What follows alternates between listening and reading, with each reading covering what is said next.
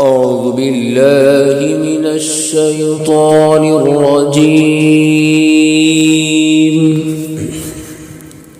بسم الله الرحمن الرحيم.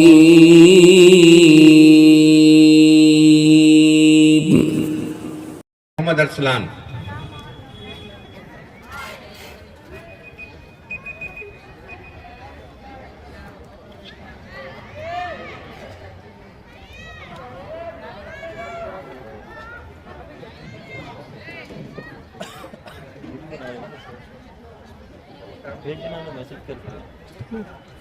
السلام علیکم ورحمۃ اللہ وبرکاتہ. نحمده ونصلي على رسوله الكريم. اما بعد فقد قال الله تبارك وتعالى: اعوذ بالله من الشیطان الرجیم. بسم اللہ الرحمن الرحیم. اليوم اکملت لکم دینکم واتممت علیکم نعمتی ورضیت لکم الاسلام دینا.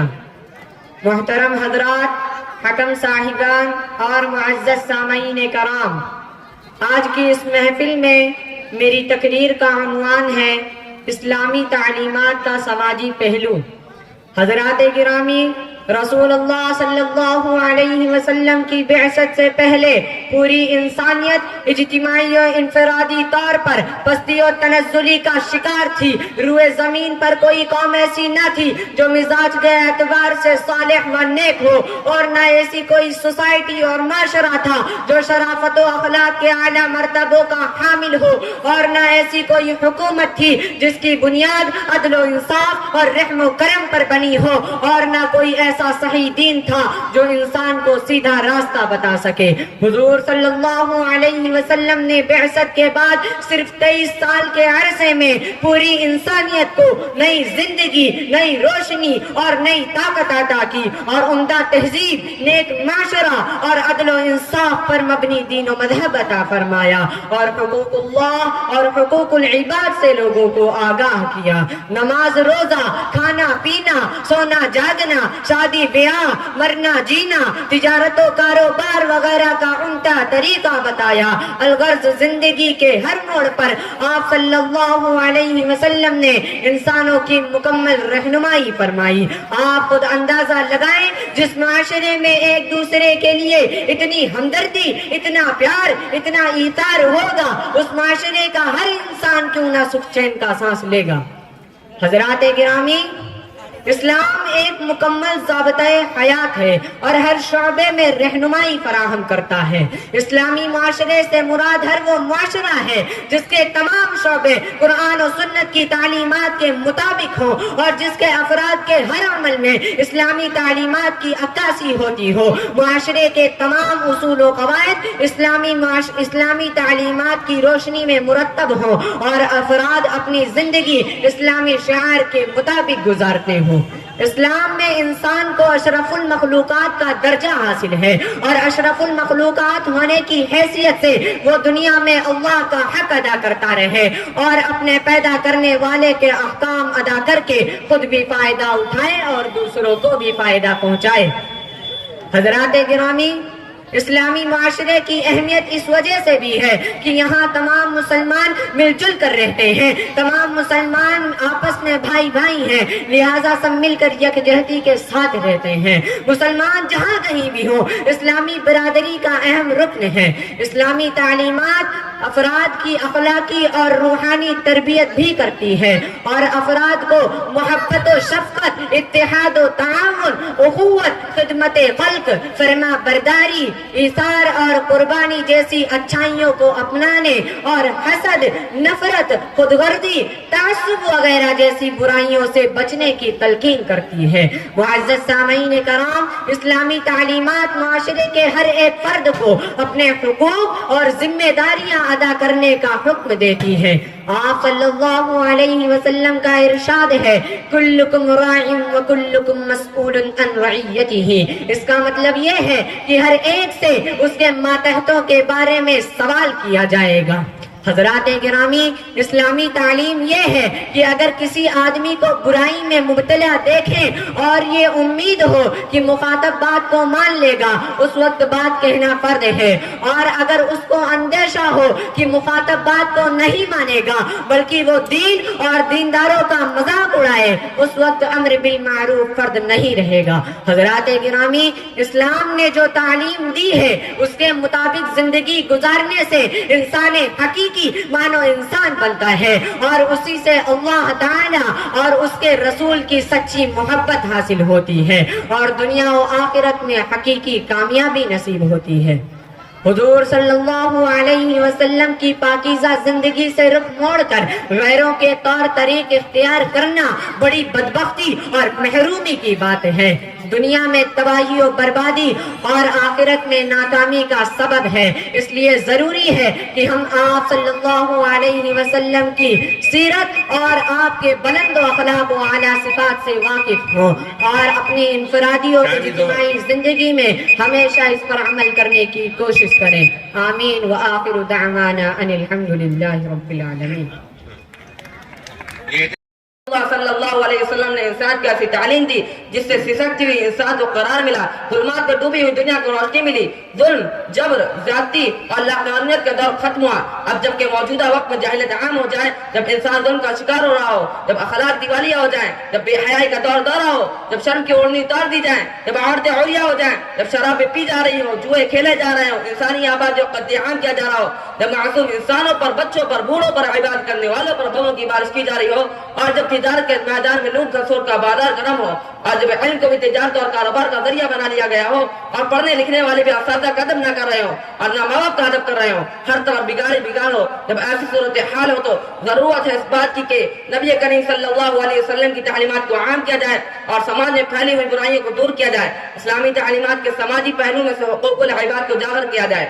حاضرین محفل، اسلام نے صرف انسانوں کے حقوق کی ادائیگی پر زور نہیں دیا ہے، بلکہ اسلامی تعلیمات ہمیں یہ سکھاتا ہے کہ جانوروں کے ساتھ اچھا برتاؤ کیا جائے، اچھا سلوک کیا جائے۔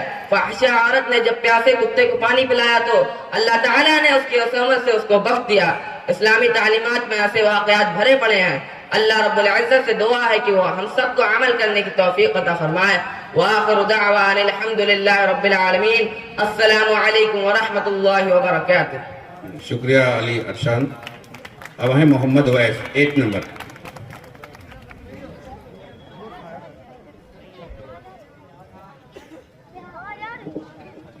نحمده ونصلي على رسوله الكريم، أما بعد فأعوذ بالله من الشيطان الرجيم، بسم الله الرحمن الرحيم۔ لقد كان لكم في رسول الله أسوة حسنة۔ صدر مجلس، حاضرین گرامی، السلام علیکم ورحمۃ اللہ وبرکاتہ۔ خانگی و سماجی زندگی میں اپنی ذمہ داریوں کو انجام دیتے ہوئے آپ نے جو اسوہ چھوڑا ہے وہ اکمل ہے، احسن ہے اور اپنے آپ میں منفرد ہے۔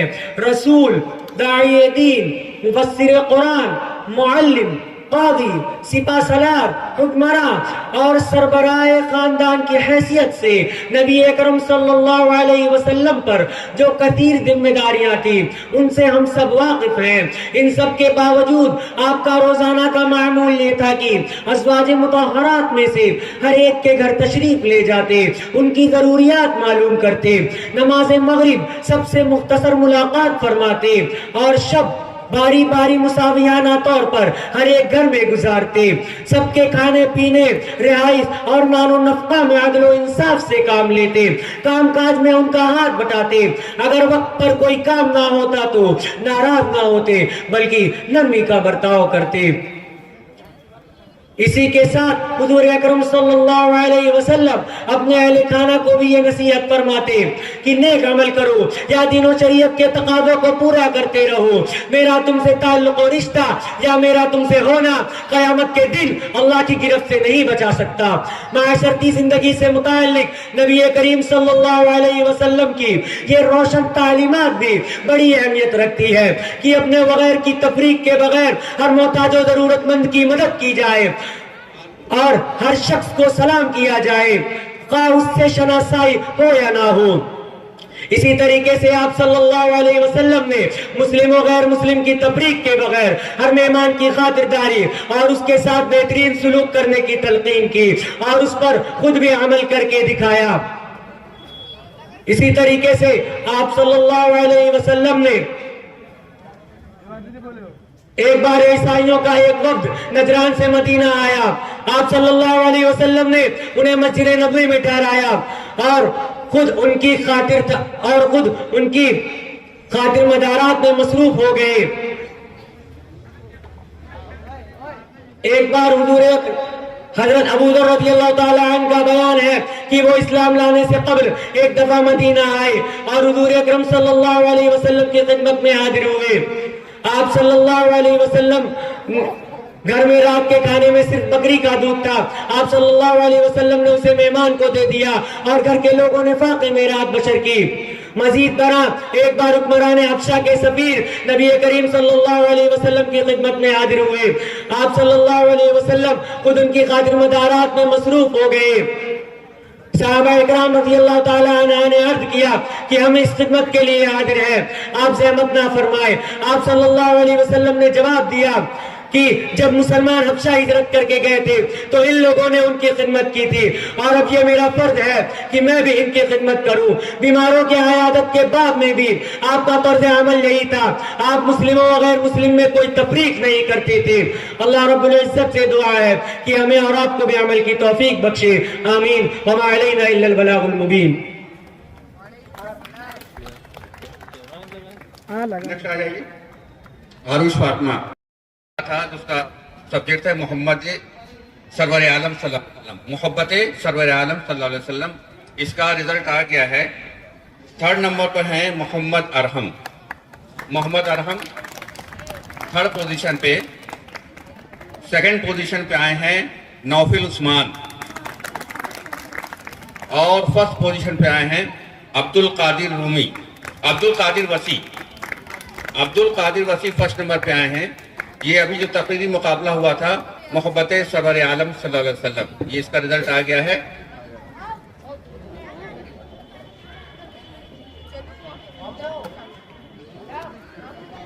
بیٹا انمتا فاطمہ 4 نمبر ہے، 4 نمبر انمتا فاطمہ۔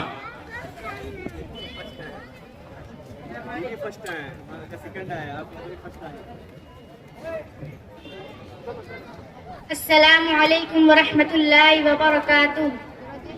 الحمد للہ رب العالمین والصلاة والسلام علی سید المرسلین، اما بعد، اعوذ باللہ من السمیع العلیم من الشیطان الرجیم، بسم اللہ الرحمن الرحیم۔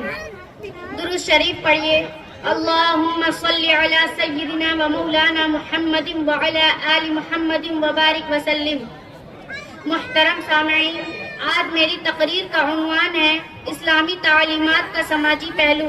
انشاءاللہ تعالی اس بارے میں کچھ عرض کرنے کی کوشش کروں گی۔ حضرات محترم، سماجی اصلاح کے ہر گوشے پر پیغمبر اسلام نے کچھ نہ کچھ رہنما اصول ضرور مقرر فرمائے ہیں۔ ملاحظہ فرمائیں، پڑوسیوں کے ساتھ حسن سلوک کی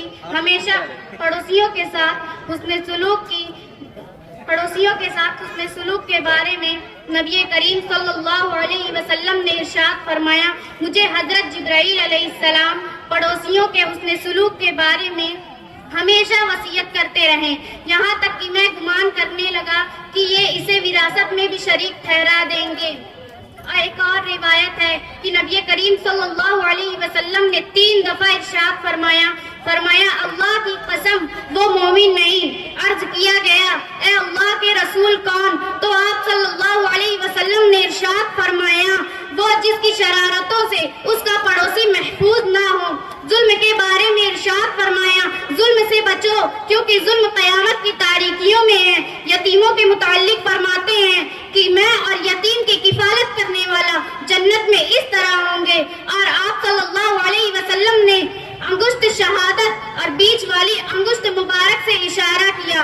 معاشرے کو پرامن بنانے کے لیے مختلف حقوق کے ساتھ راستے کے حق کا اضافہ فرمایا اور اس بات کو یقینی بنانے کا حکم دیا کہ راستہ مسافروں اور آنے جانے والوں کے لیے مامون و محفوظ ہو اور دوران سفر انہیں کسی پریشانی کا سامنا نہ کرنا پڑے، اس لیے کہ راستے سے کسی بھی تکلیف دہ چیز کا ہٹانا بھی ایک عبادت بنا دیا گیا۔